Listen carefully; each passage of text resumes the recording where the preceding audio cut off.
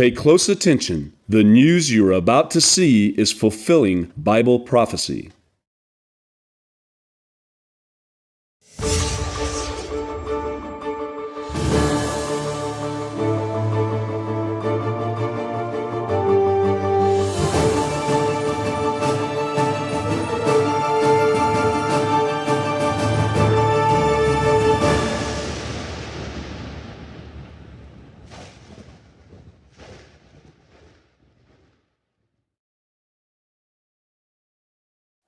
Welcome to another edition of YPN News, bringing you the news as it relates to Bible prophecy and foretold by Yeshua Hawkins. Well, in the news today, we have one college saying enough is enough as they take steps to stop the binge drinking and sexual assaults on campus. Well, we also have President Obama comparing the Christian Crusades to the ISIS movement going on today.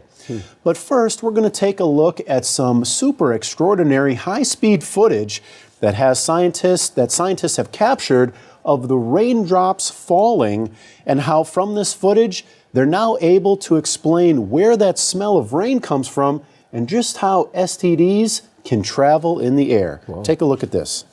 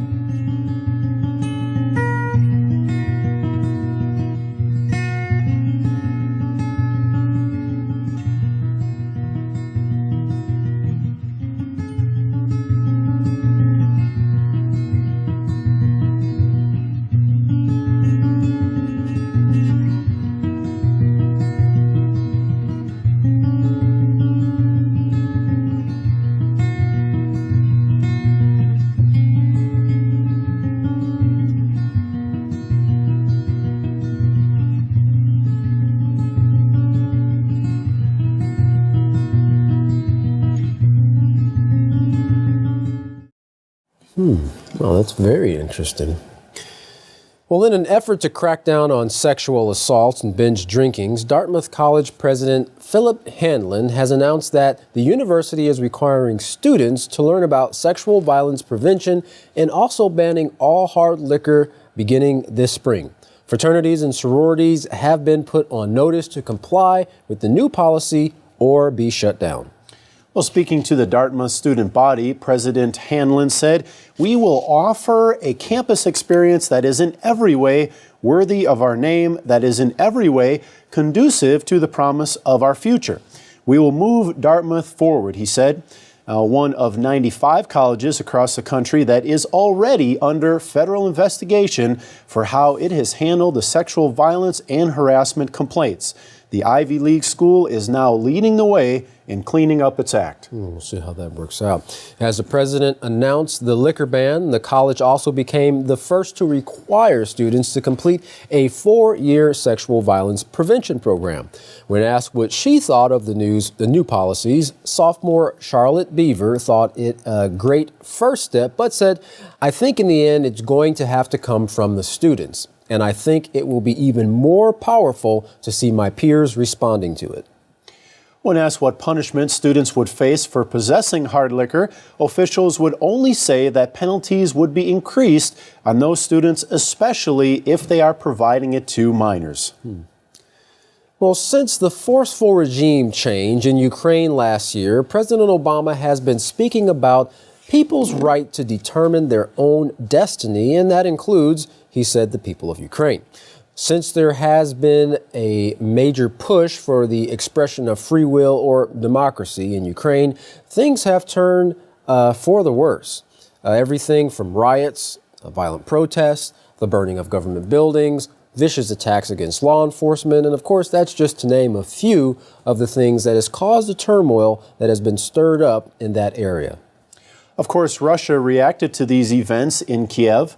President Obama discussed those things in an interview with CNN. The president said that Mr. Putin made his decisions about Ukraine after the U.S. brokered a deal to transition power in Ukraine.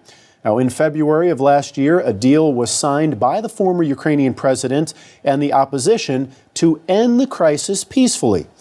There were foreign ministers present from Germany, Poland, and France, but not from Washington. Interesting. Well, Daniel McAdams from the Ron Paul Institute believes Obama's admission about the U.S.'s involvement in Ukraine sheds light on the truth that, to most, seemed to be as clear as mud. Mr. McAdams said, "Maybe the deal we brokered is something that the president and the U.S. State Department was doing behind the scenes while the EU was engaged in negotiating with Yanukovych in the transition of power away from the president."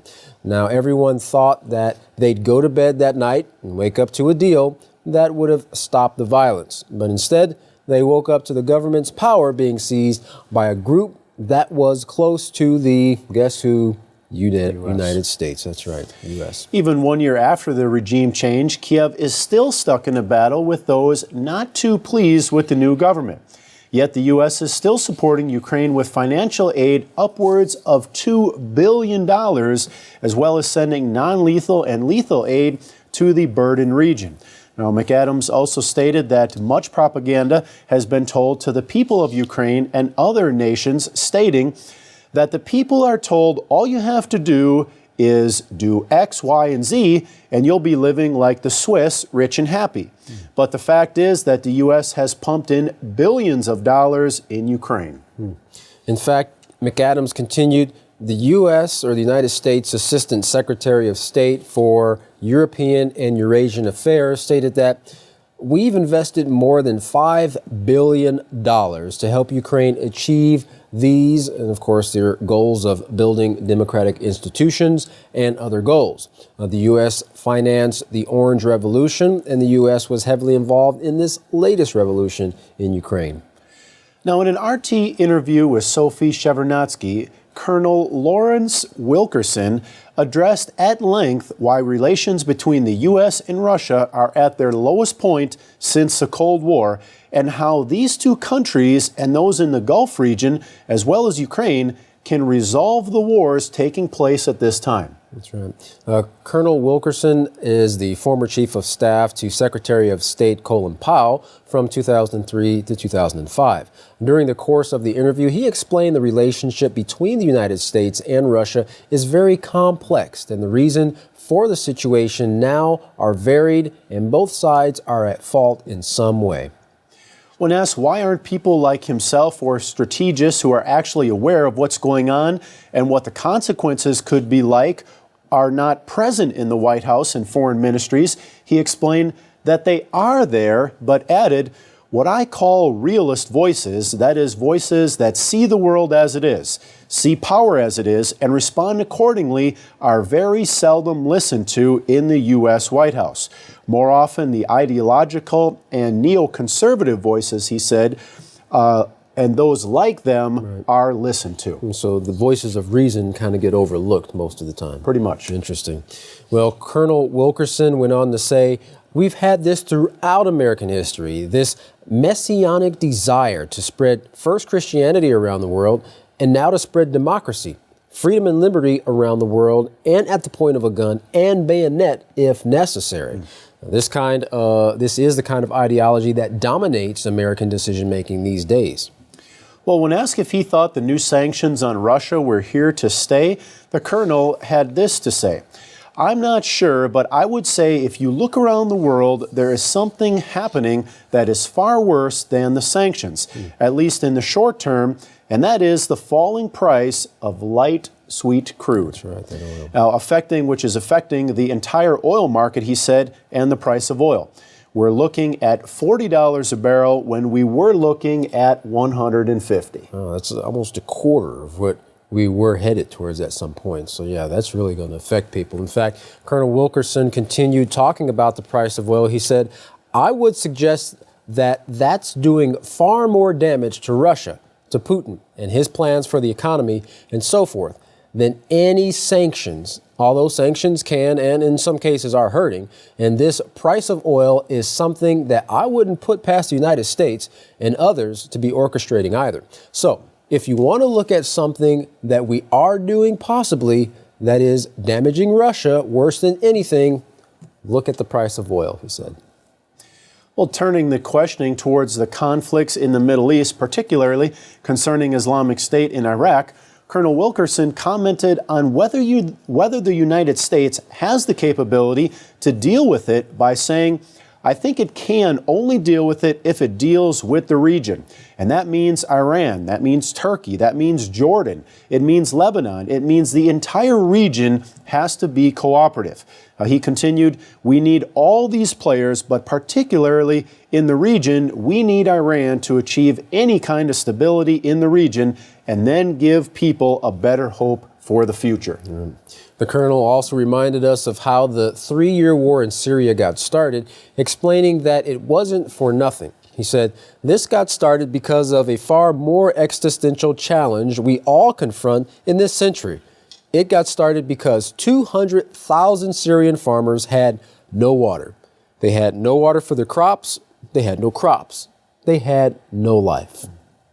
Well, bringing this subject closer to home and showing the reality for the entire world, he added, this is the future. This is planetary climate change. This is the greatest challenge we confront in the 21st century. And sooner, Moscow, Tokyo, Berlin, Paris, Washington, and other capitals in the world, Beijing too, figure this out and begin to do something to deal with it, the better off we will all be. If it doesn't happen, we're all going to be talking about Syria and Iraq and the other problems in the world while the world collapses around us. Just focusing on one particular issue and then not, everything else that's taking place. Interesting. Now, when asked what he thought the top priority of the U.S. foreign policy should be, Colonel Lawrence Wilkerson had much to say. First and foremost, he denounced the fact that Russia and Islamic State are major threats to the United States, saying these are absolutely wrong, even unwise pronouncements. There is absolutely no reason why the United States or the West in general and Russia should be enemies. Well, he concluded with this explanation and offered a solution. We have our differences, we have our similarities and our common interests. We should be working on the common interest using our similarities and our common cultural aspects, for example. And we should be working on the problems to solve Ukraine. You could solve Ukraine tomorrow morning. All you'd have to do is declare it neutral in all the capitals that are relevant, including Ukraine, and let them work their own problems out. Now, he said, and get all the foreign powers out, adding, I don't think Americans care very much about foreign policy until their leaders stir them up to care about a particular issue. And unfortunately, the leaders usually stir them up to care about that issue in concert with the leaders' views and not the actual truth. Wow. Well, President Obama recently mentioned in a speech at the National Prayer Breakfast in Washington, D.C., that many religions have done horrible things, including terrible deeds in the name of Christ. Now, take a listen to this speech, and as you can imagine, those words ruffled some feathers of many across the board. We see faith driving us to do right. But we also see faith being twisted and distorted, used as a wedge, or worse, sometimes used as a weapon.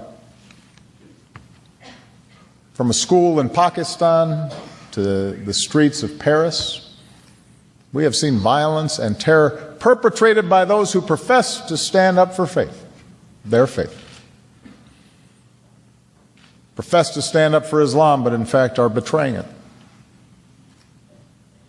We see ISIL, a brutal, vicious death cult that, in the name of religion, carries out unspeakable acts of barbarism, terrorizing religious minorities like the Yazidis, subjecting women to rape as a weapon of war, and claiming the mantle of religious authority for such actions. We see sectarian war in Syria,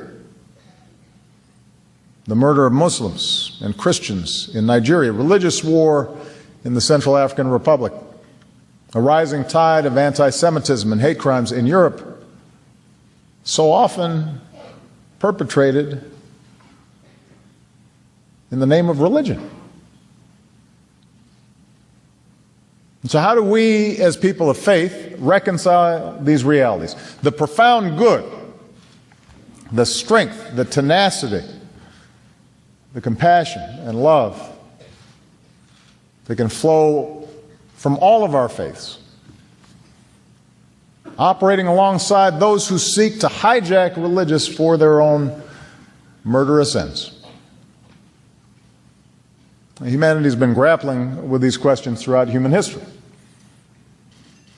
And lest we get on our high horse and think this is unique to some other place, remember that during the Crusades and the Inquisition, people committed terrible deeds in the name of Christ. In our home country, slavery and Jim Crow all too often was justified in the name of Christ. Very interesting choice of words he used. Well, following the president's speech, certain groups immediately took to the airwaves to express their disdain for the president's honesty. Now, YPN's Larry McGee has our story on Fox's The O'Reilly Factor and its dissatisfaction with the facts. Larry, how is the president's speech being characterized? According to commentators such as Mr. O'Reilly, President Obama's speech, which spoke honestly about the violence present in both Islam and Christianity, was controversial for mentioning historic acts of Christian violence in the same category as present acts of Islamic violence committed by groups such as ISIS. Ideological affiliates such as Baptist pastor Robert Jeffries of Dallas were asked to weigh in on the controversy, and he commented that in his opinion, Jesus Christ would be outraged by the president's coupling of past acts of Christian brutality in the same class as the Islamic violence being perpetrated and receiving so much one-sided media attention today. Disappointingly, however, Mr. Jeffries was not asked what Jesus Christ would have thought about the war on terror, which its initiator, former President George W. Bush, labeled a new crusade that has committed countless numbers of recent atrocities in the name of Christianity and continues to take lives even up until this date. For YPN News, I'm Larry McGee. Good time, Jeff.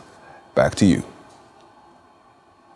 Well, that preacher certainly didn't like President Obama speaking the truth. He sure didn't.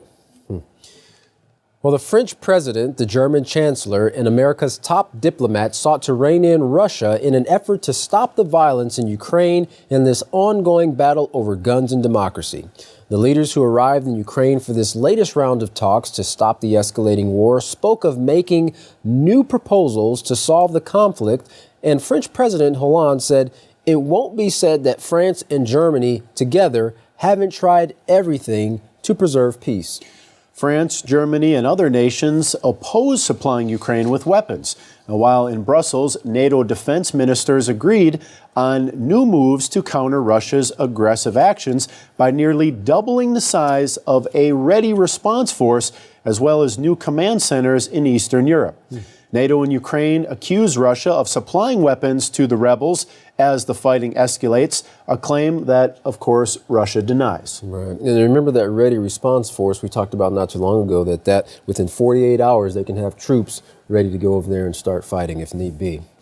Well, those accusations have led to White House talks as to whether the U.S. should start shipping weapons to Ukraine's military. Secretary of State John Kerry said in a press conference, "We want a diplomatic resolution, but we cannot close our eyes to the tanks and Russian fighters in unmarked uniforms that are crossing the borders from Russia into Ukraine."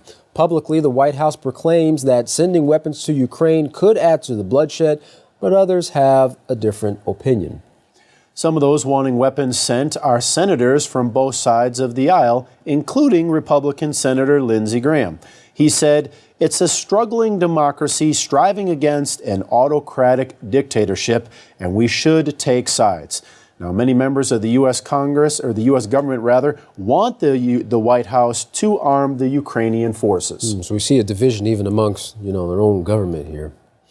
Well, the head of the Bulletin of Atomic Scientists announced that the group has agreed to move the doomsday clock 2 minutes ahead. So we're a little bit closer to midnight. And what does that put us at now? That puts us 3 minutes. 3 minutes. That's right, 3 minutes closer, 3 minutes to midnight right now. And here's the reason. She said this is due to unchecked climate change and a nuclear arms race that's resulting from modernization of huge arsenals, which pose extraordinary and undeniable threats to the continued existence of humanity and the world. She also said leaders have failed to act on and with the speed and scale necessary to protect its citizens from potential catastrophe. Wow. Yeah. Well, some people are seeing it, but obviously the leaders aren't. Well, from colleges that train our future leaders all the way up to the leaders trained at those colleges who now govern the world, it's pretty evident by what's presented that we are most definitely on our way to sudden destruction. It seems that in the thousands of years of man's history, there has never been peace brought about through war. Only more war, hatred, and retaliation. Well, mankind will never achieve this goal by continuing in the same way. We have to change the way we act, and the only way to do that is to change the way we think. Now, if a man wants to change the way he thinks, he has to be educated in doing what's right. Yisrael Hawkins has been teaching the peaceful solution to all of mankind and showing him how to solve his woes for over 50 years. Now, isn't it time we started to listen? Wishing for peace to come won't bring peace. We have to act now. And here's what you can do. You can contact the House of Yahweh and request your free Prophetic Word magazine and monthly newsletter. Now, you can write them at The House of Yahweh, P.O. Box 2498, Abilene, Texas 79604. You can call them at 1-800-613-9494. Visit them on any of their websites, www.yahweh.com, www.yisraelhawkins.com, or www.yahwehsbranch.com. You can email them at info@yahweh.com, and for any calls outside the United States, please call the number on your screen. Well, up next, Yisrael Hawkins. For all of us here at YPN News, I'm Katan Alexander. And I'm Jeffrey Heimerman. Thank you for watching.